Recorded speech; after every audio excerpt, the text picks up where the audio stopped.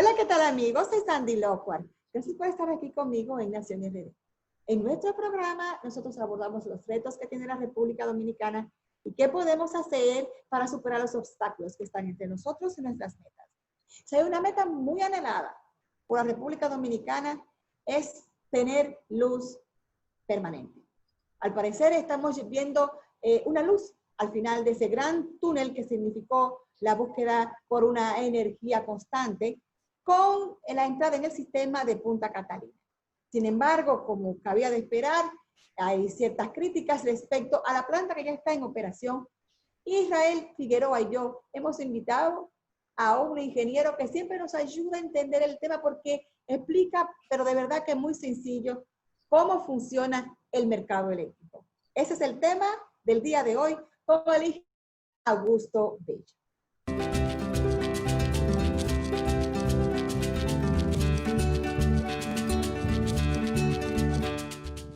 Bien amigos, y continuamos con Nación RD y damos la bienvenida al ingeniero Augusto Bello en un programa donde vamos a hablar de un tema que nos afecta a todos directamente, porque es el tema eléctrico, pero que también es un tema muy técnico. Y como cada vez que tenemos la oportunidad de conversar sobre esta temática, queremos a alguien que sea un gran conocedor del mercado eléctrico, porque esté dentro del mercado eléctrico. El ingeniero pertenece a la distribuidora de electricidad del Este, AEDESTE, pero también que hable en un lenguaje que nosotros podamos entender. Y ha estado muy en boga el debate sobre Punta Catalina. ¿Qué tan efectivo ha sido Punta Catalina para el mercado eléctrico? Hay algunos sectores políticos que aseguran que se trata de un total fracaso. Por supuesto, cada información a 20 días de unas elecciones presidenciales hay que tomarla con un granito de sal, ¿verdad? Pero se han despachado hablando de que ha sido un fracaso, no ha impactado en la calidad de la electricidad, no ha impactado en los precios.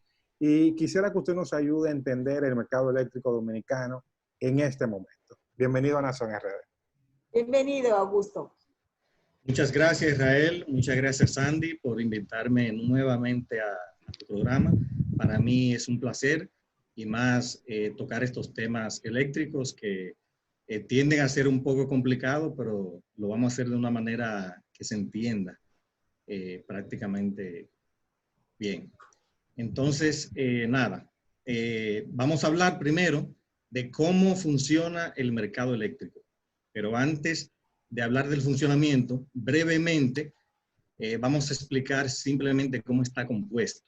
O sea, al igual que en muchos países, por ejemplo, como pasa al inicio en Chile y en otros países de Centroamérica, el mercado se compone por empresas distribuidoras, por empresas de generación, la empresa de transmisión y organismos reguladores. Y también quien opera todo ese mercado, que en este caso el operador del mercado es el organismo coordinador. Ahí es que se hace la bolsa de valores, ¿verdad? De Nueva York. Es decir, bueno, el organismo coordinador es el que decide a cómo que se va a vender. Exactamente, o sea, y no necesariamente a cómo se vende. El OC es quien calcula, por ejemplo, las transacciones entre los agentes del mercado eléctrico mayorista, porque hay dos mercados. Un mercado eléctrico mayorista, donde interactúan los generadores con las empresas distribuidoras, la empresa de transmisión, y un minorista, que es el mercado donde opera la empresa distribuidora con los usuarios, o sea, con nosotros. Ese es el mercado minorista. Entonces, el mayorista... Usted trabaja en EDESTE. Entonces, eso significa que es patrocinante nuestro a mucha honra. Respaldamos las acciones de EDESTE. Eso quiere decir que usted viene siendo como la persona que está entre el medio del consumidor y el que hace la energía.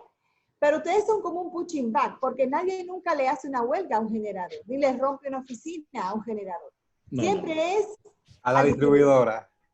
Así es. El Zambá del equipo del mercado eléctrico.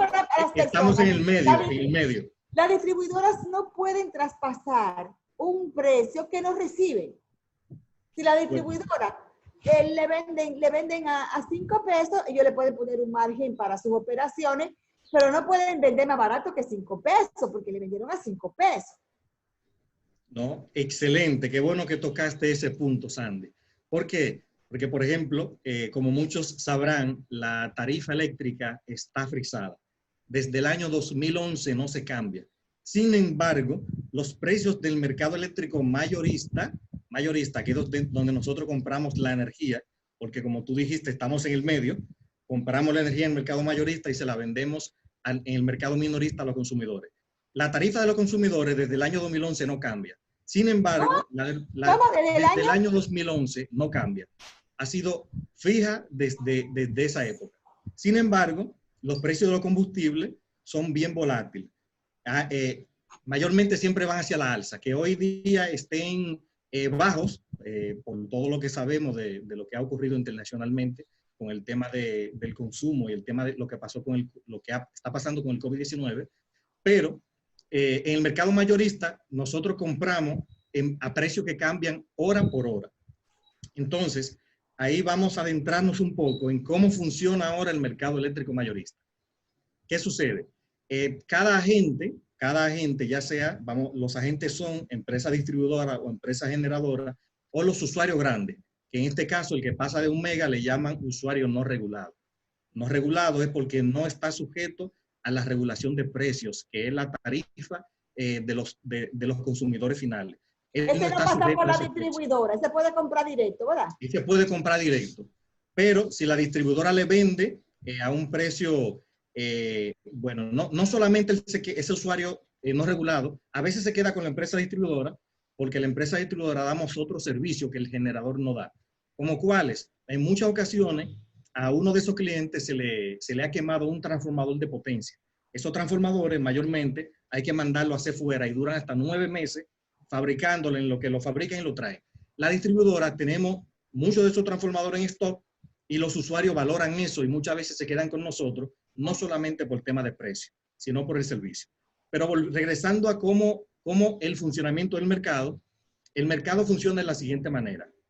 Cada agente, ya mencionamos lo que es agente, tiene que enviar al operador del mercado, que en este caso es el organismo coordinador, tiene que enviar el día previo, o sea, antes de las 10 de la mañana del día de hoy, se envía lo que se va, por ejemplo, en el caso de la distribuidora, lo que nosotros vamos a consumir o todos los clientes nuestros van a consumir el día siguiente, o sea, el día de mañana. Es decir, que tenemos hasta las 10 de la mañana del día de hoy para enviar al OC.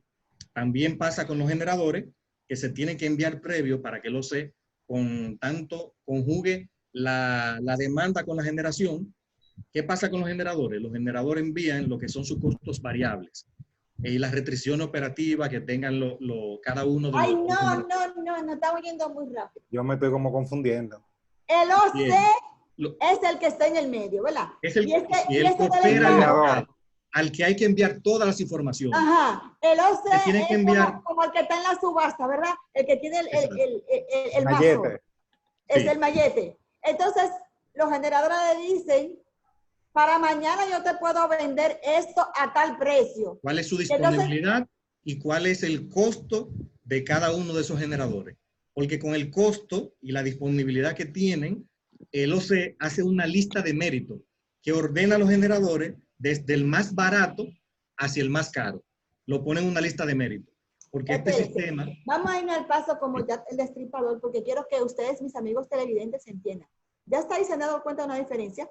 Es decir, no es de que en tiempo real. Ahora, no. Eso se hace como un día antes.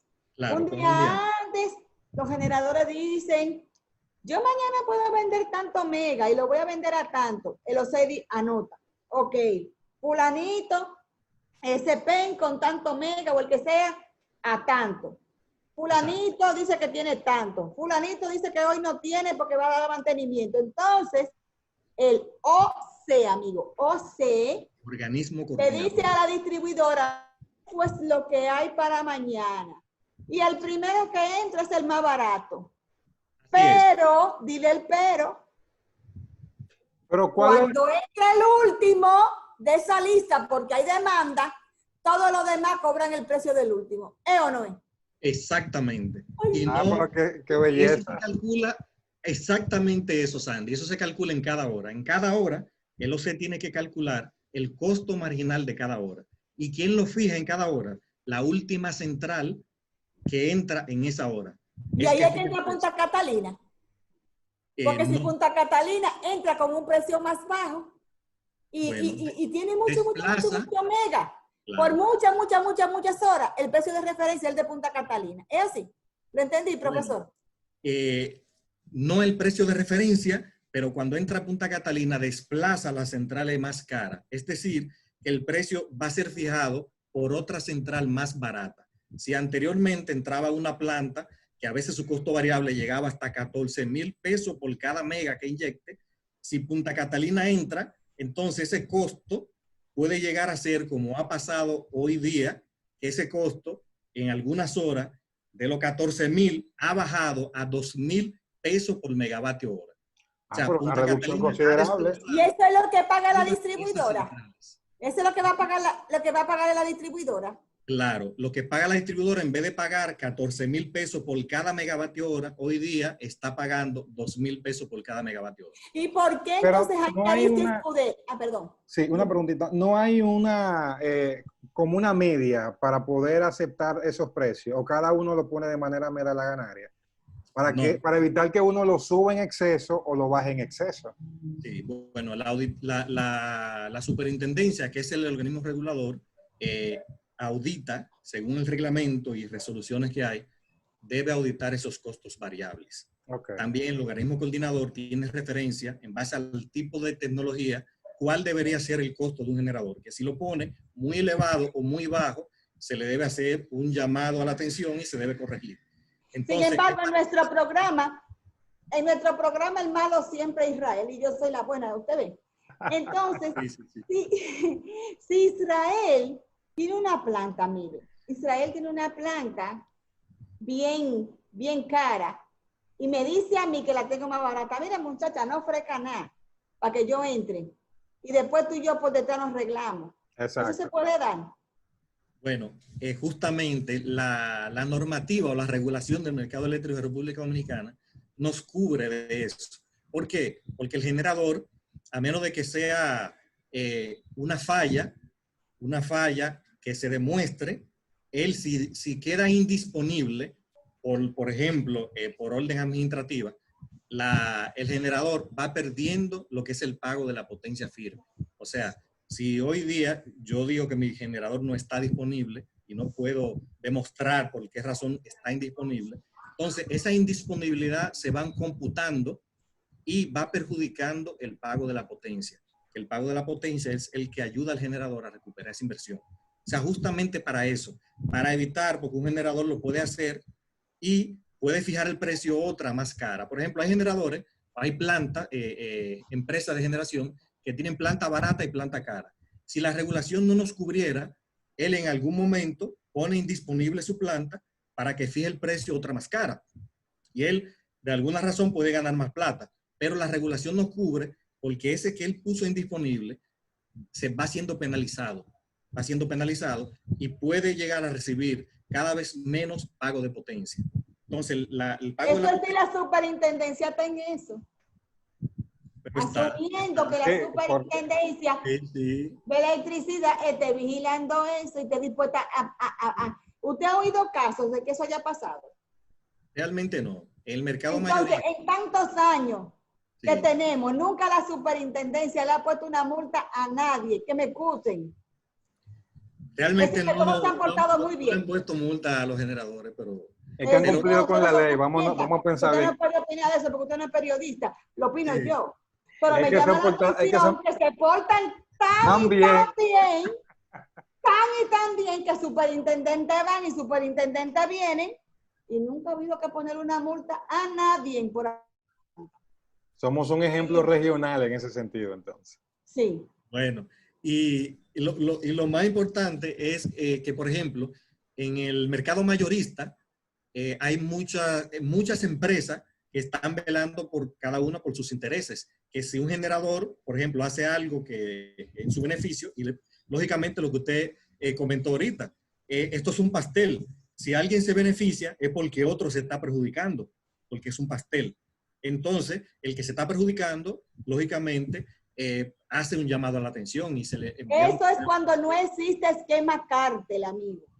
El esquema cártel, todo el que ha estudiado, amigos míos, televidentes, sabe que un cártel es cuando hay pocas personas que proveen un bien que todo el mundo necesita y se ponen de acuerdo para actuar por encima de la norma. Para mí, yo creo que eso es lo principal que viene a romper Punta Catalina. Al gobierno tener una planta tan poderosa que produce tanto, más que cualquiera, y le puede decir, pónganse de acuerdo que como quiera con esta yo entro.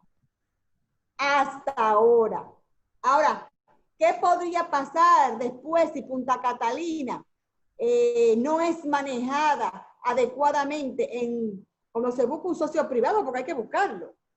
Eso sería tema de otro programa. Vamos ahora al momento actual, amigos míos, en el cual el ingeniero Augusto Bello nos está relatando y que nos ha dicho. Hay 3 agentes en el mercado, uno en el medio que es el que regula y recibe los precios de cada quien y se lo pasa a la distribuidora y luego se calcula el que entró a las 10, entró a 25, bueno, ese es el precio, si eso fue más caro. No, que necesitamos más mega y tuvimos que contratar a una persona y entró a un precio de 27, bueno, ya los otros cobran a 27. Claro. Así funciona el mercado, ¿cómo que ustedes le llaman? Spot. El mercado spot. Sí, pero ustedes no todos lo compran así. Hay una parte que ustedes ya tienen fija. Claro, claro, porque por ejemplo la ley nos obliga, tanto la ley como el contrato de concesión que tenemos las empresas distribuidoras, nos obligan a tener contratado el 80% y solamente ir al spot a comprar el 20%. Entonces, claro, porque imagínense ustedes vivirían nerviosos si ustedes todos los días tienen que calcular. ¿Cómo van a llenar el compromiso que tienen sin tener un contrato fijo con el que le venda la mercancía? Imagínense, amigo televidente, que usted tenga un contrato con un hotel para venderle todos los plátanos que ellos necesiten. Usted tiene que tener amarrado por lo menos 10 cosechas atrás. Claro. Porque usted no va a estar yendo toda la noche a ver qué plátano usted consigue, ¿verdad que no? Así es, así es. ¿Se entendió? Vamos a entrar al punto donde iniciamos. ¿Cuál ha sido el impacto y cómo se siente dentro de las empresas distribuidoras la entrada de Punta Catalina al sector eléctrico, que fue promovida, muy atacada, como que no iba a resolver absolutamente nada, pero también promovida como una solución al problema eléctrico dominicano? ¿Cómo se ha sentido la entrada de Punta Catalina? Excelente, excelente pregunta, Israel. Bueno, ahorita lo que finalizamos hablando de cómo se fijan los precios en el mercado. Entonces, como tú explicaste muy bien, Sandy, la última que entra es la que fija el precio. Y todas las que están por debajo de esa cobran, si la última que entró a 20 y las otras, por ejemplo, producen a 2, todas cobran a 20. Es decir, que están cobrando $18 por encima, lo que le llaman lucro cesante. O sea, esas plantas baratas se estaban, por ejemplo, beneficiando de la entrada de una planta más cara. En el mercado spot, que es el 20%. En el mercado spot. Entonces, de los beneficios que hemos tenido, principalmente las empresas distribuidoras, lógicamente, hemos tenido beneficios tanto en el mercado spot como en la compra por contrato. Primero, la compra por contrato, porque toda la energía que produce Punta Catalina se divide entre las 3 empresas distribuidoras. Entonces, para que tengan una idea, en el mes de mayo, las plantas de Punta Catalina generaron 463 gigavatios hora. ¿Qué quiere decir eso? Que la demanda total de la empresa completa son 450 gigas. Es decir, que Punta Catalina inyectó en mayo más energía que el total de lo que consume EDESTE. Pero, y referido al mercado, la demanda global, ¿cuánto es la demanda con EDESTE, EDENORTE y EDESUR? Sí, lo que inyecta Punta Catalina representa un 35% de toda la demanda del sistema, un 35%. Augusto, diga la verdad. Si fuera usted quisiera que además se la vendieran a usted a EDESTE, ¿verdad? Porque claro que es como sí. que yo le sentí ese Claro que sí. Pero Claro ha que sí. dicho, Caballero. un paréntesis, ha dicho la Comisión de Energía del PRM, que ha dicho que, por ejemplo, Punta Catalina no ha recibido ninguna certificación para operar en el mercado eléctrico. ¿Qué tan cierta es esa denuncia que hace el ingeniero Almonte del PRM? Bueno, lo que pasa es que eso es ese punto ahí que es un punto bien técnico y lo tenemos, por ejemplo, se tiene que aclarar. Porque una cosa es que no haya recibido una certificación para operar, la planta está operando. ¿Qué sucede? La planta está operando ¿bajo qué está operando? ¿Bajo qué permisos? Por ejemplo, hay una resolución de puesta en marcha de las obras eléctricas, que es la resolución 61 del año 2015. ¿Qué dice esa resolución? Están ahí establecidos todos los requisitos que se deben cumplir para la puesta en marcha de una central, ya sea central de carbón, en este caso Punta Catalina. ¿Qué sucede? Eso tiene, por ejemplo, el trámite A, el trámite B, C y el trámite D. ¿Qué sucede? Hoy día ya superó lo que es el trámite A y el trámite B. Está en proceso del trámite C. El trámite C es la prueba que se le hace de regulación de frecuencia. Pero antes del trámite C, hay unas pruebas que se le hacen que se desprenden también de esa resolución que le mencioné, que es la prueba, por ejemplo, de la verificación de la restricción operativa de la central, que es la prueba Verope, que le llaman. La famosa prueba Verope. Sí, la famosa prueba Verope. ¿En qué consisten esas pruebas? Esas pruebas básicamente consisten en, por ejemplo, medir las restricciones operativas que tenga la planta y los ¿Y mínimos qué son técnicos. eso, las restricciones operativas? Bueno, las restricciones operativas que están citadas en la resolución 61, también el artículo 202 del reglamento y el 212, que lo pueden buscar. ¿En qué consisten esas restricciones operativas? Se estresa la planta. Primero, se le hace prueba a la planta en el de los mínimos técnicos. O sea, ¿cuál es el valor mínimo que puede llegar la central? Para eso se va bajando la central poco a poco hasta ver cuál es el mínimo que puede llegar la central sin que falle. Entonces, también se le hace prueba de potencia máxima.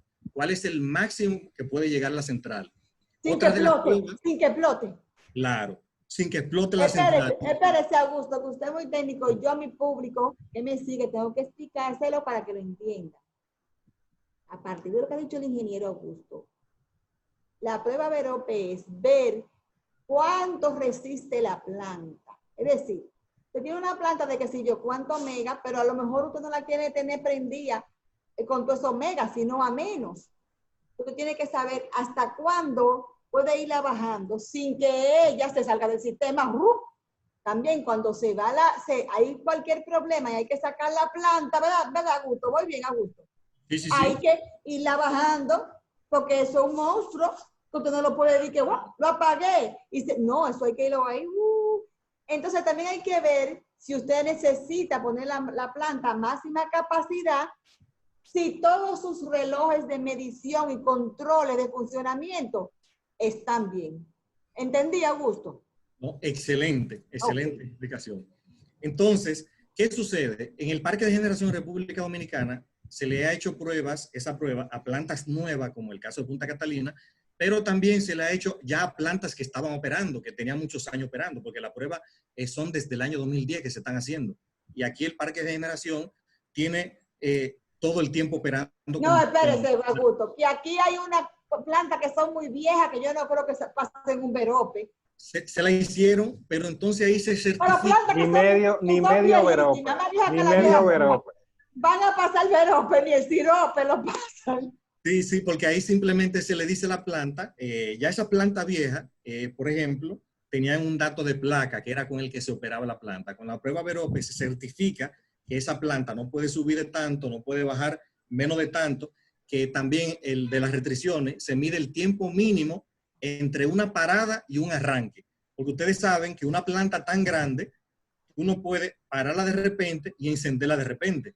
Hay un tiempo mínimo que caos. esperar. Si tú paras la planta, tú tienes que esperar un tiempo para volverla a encender. Ese tiempo se mide.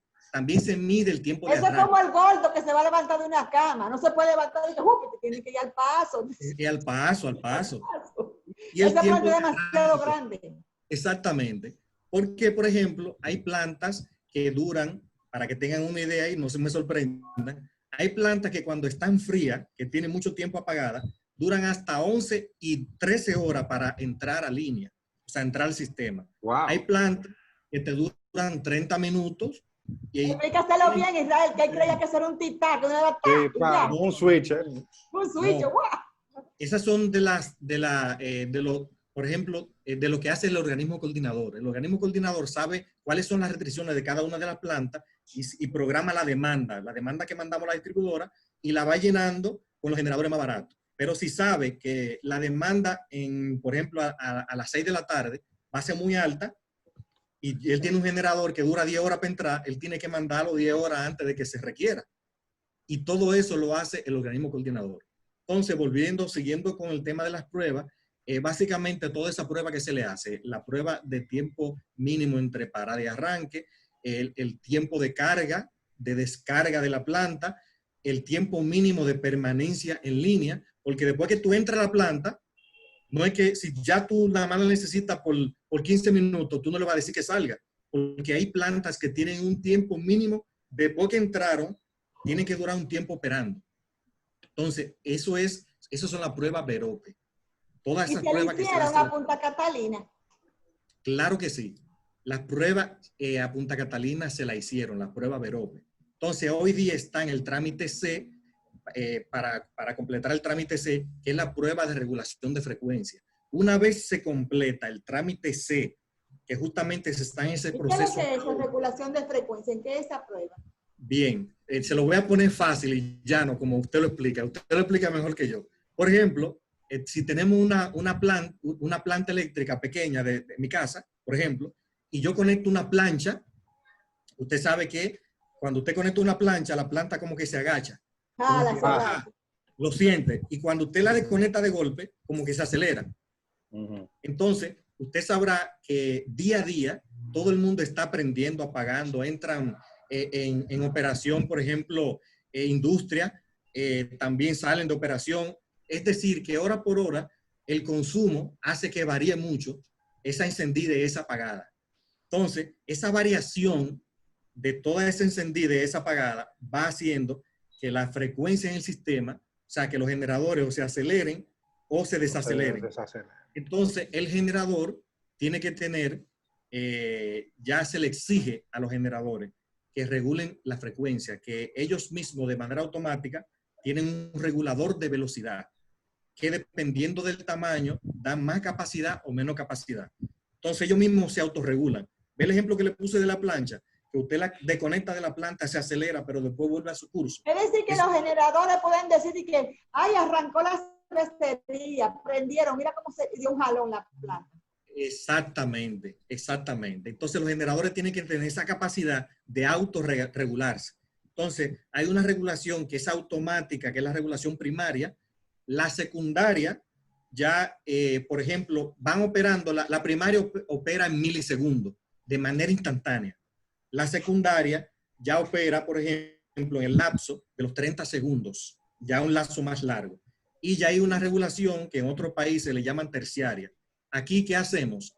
Aquí lo que hacemos es que si la regulación de frecuencia, por ejemplo, esa variación es muy brusca, ¿qué hacemos para evitar que haya un colapso del sistema? Lo que hacemos es que sacamos circuito. Es lo mismo que si usted desconecta la plancha de la planta, se acelera. Si la frecuencia está bajita, ¿qué hacemos con el sistema? Desconectamos circuito. Que a veces los apagones no son porque lo provocamos nosotros como distribuidora. A veces es porque tenemos circuitos que están enlazados a esa desconexión automática de carga, que aquí le llaman EDAC, que es desconexión automática de carga. EDAC, desconexión automática de carga. Incluso, por ejemplo, si un generador sale de golpe, que nadie lo esperaba, estamos hablando si salen 300 megavatios, automáticamente los generadores no pueden regular esa frecuencia, porque la frecuencia cuando un generador sale, la frecuencia que hace baja. ¿Y qué se hace para estabilizarla? Se sacan también 300 megavatios de circuito. No, vamos a ser más serios. Lo que está diciendo es que cuando entra alguien con un alto consumo, agarran una cantidad de bajo consumo y lo apagan para que el otro pueda tener su energía. Eso es lo que usted está diciendo. si ocurre una perturbación en el sistema, porque si entra, por ejemplo, una carga grande, los generadores tienen que cubrir esa regulación de frecuencia, esa variación que se genera. Los generadores. ¿Quiénes son los que generan carga grande? ¿Son unos, si son las industrias, son qué? Bueno, yo le puedo mencionar una. La Falcon Bridge dominicana demanda 140 megas. Estamos hablando para que lo tenga paga. que ese es uno de los clientes más grandes que hay aquí. ¿Ellos están conectados con la energía del pueblo normal? Claro que sí, están conectados de la energía del sistema. Oh my God. Eran un antiguo cliente de este. Señores, llega el momento de hacer otra pausa brevísima, y seguimos con esta interesantísima conversación con el ingeniero Bello sobre el mercado eléctrico. Por favor, no se retire.